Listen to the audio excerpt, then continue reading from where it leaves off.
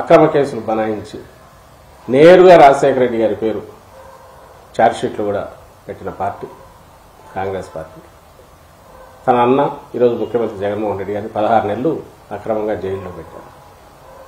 ఆ తర్వాత ఆ పార్టీ నాయకులే మీరు గమనిస్తే ఆ రోజు ఆ పార్టీ నాయకుడు శంకర్రావు,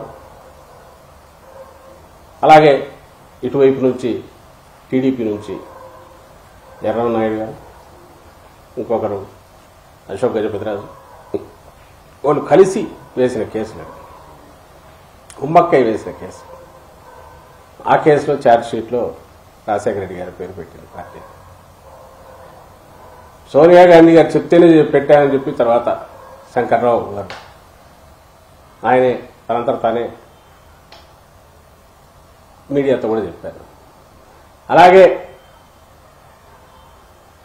తర్వాత ఇప్పుడు ఆ పార్టీ నుంచి బయటకు వచ్చినట్టున్నారు గులాం నబీ ఆజాద్ గారు. ఆయన కూడా జగన్మోహన్ రెడ్డి గారు మాట విని ఉంటే ఈ కేసులు పెట్టేవాళ్ళం కాదు,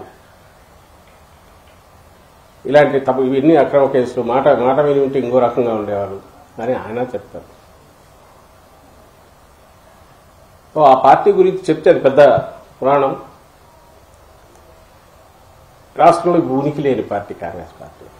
ఈరోజు ఉన్నట్టుండి ఆమె వచ్చి అక్కడ కొద్దిమంది చేరిన దగ్గర హఠాత్తుగా ఆవేశంగా ఒక్కసారిగా భాష యాస కూడా మార్చి గత 10 ఏళ్లలో రాష్ట్రానికి ఎంత అన్యాయం జరిగిందో ముక్కును బట్టి వరుసపెట్టి తనకు తోచినవి చంద్రబాబు నాయుడు రోజు ఏ డైలాగులు చెప్తాడు అవే మాట్లాడితే ఇంకా జాలి గెలక్క ఏమవుతుంది. మేము అడిగేది 2-3 ప్రశ్నలు ఇక్కడ వస్తాయి. మామూలుగా అయితే దీనికి ఆన్సర్ ఇవ్వాల్సిన అవసరం లేదు, కానీ ఒక రాంగ్ సిగ్నల్స్. ఆమె వైఎస్ రాజశేఖర రెడ్డి గారి కూతురు కావడం, ఆ కుటుంబానికి ముఖ్యమంత్రి గారి సహోదరి కావడం, అలాగే ఆమె ఇచ్చిన సిగ్నల్స్ ఇస్తున్న పిలుపులు కన్ఫ్యూజన్ క్రియేట్ చేసే అవకాశం ఉంది. కాబట్టి మా పార్టీలో వాళ్ళకు కూడా దీనికి ఎట్లా రియాక్ట్ కావాలనో అర్థం కాని పరిస్థితి.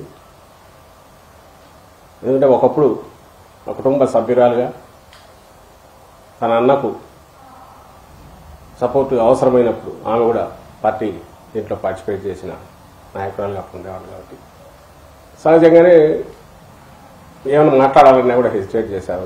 కానీ ఆమె మాత్రం నేరుగా జగన్ రెడ్డి అన్నారు, నీ ఎంత అన్నారు. నేను రాజకీయ ప్లాట్ఫామ్ మీద నుంచి దిగిన తర్వాత ఈ పాత్రలో నేనేం మాట్లాడాలని అవి మాట్లాడుతున్నానంటే మాట్లాడారు. ఇప్పుడు 2-3 క్వశ్చన్లు వస్తాయి, అందుకోసం సమాధానం కొంచెం చెప్పాల్సి వస్తుంది.